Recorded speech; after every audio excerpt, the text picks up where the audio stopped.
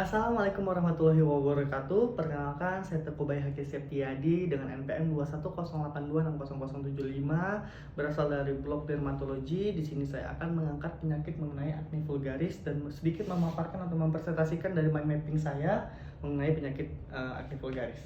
Jadi, maksudnya kita tahu acne vulgaris itu adalah jerawat yang mana terjadi kelainan kulit pada unit polys sebaceous. Jadi ini terjadi akibat dari ada 4 faktor resiko utama, yaitu hormon, makanan, kosmetik, dan lifestyle. Kalau hormon sendiri yang berperan penting yaitu hormon androgen dan estrogen, ini mempengaruhi terjadinya acne vulgaris, di mana hormon androgen ini terjadi pada banyaknya laki-laki dan ini menyebabkan laki-laki banyak sekali mengalami jerawat. Lalu juga estrogen ini terjadi pada perempuan, yaitu biasanya terjadi 1 minggu sebelum haid.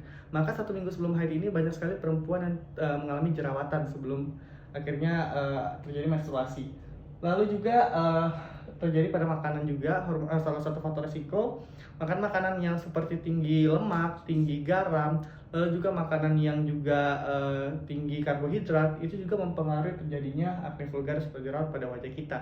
Lalu juga kosmetik, dimana kita tahu kosmetik ini cocok atau tidak cocoknya pada kulit wajah kita. Banyak sekali kosmetik ini memiliki banyak sekali bahan-bahan kimia murni yang dapat menjadi pemicu untuk terjadinya acne vulgaris pada wajah kita karena ketidakcocokan bahan dari kosmetik dengan wajah kita.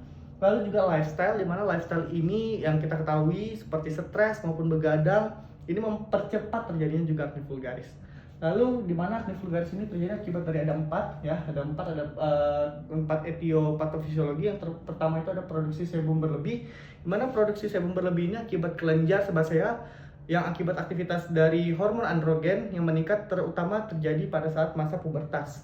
Lalu terjadi yang kedua adalah hiperkeratinasi dari ductus polysebacea yang mana menyebabkan penebalan yang membuat sebum terperangkap dan membentuk komedo ini akibat dirangsang oleh androgen, sebum, asam lemak bebas, dan juga squalene. Lalu yang ketiga ada bakteri Propionibacterium acnes, di mana di sini menghasilkan komponen aktif seperti lipase, protease, hyaluronidase, dan juga faktor kemotaktik yang menyebabkan inflamasi. Lalu yang terakhir ada inflamasi, di mana jika leukosit polimorfonuklear memfagosit dari P. acnes tadi dan mengeluarkan enzim hidrolisis, maka akan menimbulkan kerusakan dinding dan juga dinding folikuler dan juga menyebabkan ruptur, sehingga isi dari folikel seperti lipid dan komponen keratin akan masuk ke dalam dermis dan sehingga mengakibatkan terjadinya proses inflamasi. Itu mungkin sedikit dari patofisiologi dari acne vulgaris. Lalu kita masuk ke lesi acne vulgaris. Ini terbagi menjadi 2. Ada non-inflamasi dan juga inflamasi, di mana non-inflamasi ini terbagi menjadi 2, yaitu ada komedo whitehead dan juga komedo blackhead.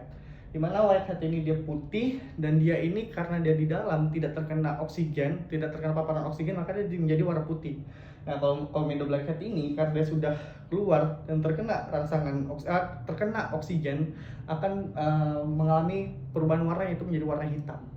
Nah, kalau inflamasi ini dia ada papul, ada pusul, dan juga nodul. Dan harus kita ketahui, yang dari non-inflamasi ini juga bisa berubah menjadi inflamasi. Lalu dari tata laksana sendiri untuk acne vulgaris ini menjadi 2, ada terapi topikal maupun terapi sistemik, yaitu ada retinoid topikal, antibiotik topikal, dan benzoil peroksida. Terus sistemiknya bisa kita kasih antibiotik dan isoretinoid. Mungkin untuk kombinasinya bisa kita lakukan topikal dan sistemik seperti retinoid topikal dan juga antibiotik. Biasanya kalau untuk ini bisa kita berikan clindamycin ya 150 mg, dan juga bisa kita kasih asam retinoat 0,5%, yaitu krim, dia di apply pada wajah. Mungkin itu saja yang bisa saya sampaikan.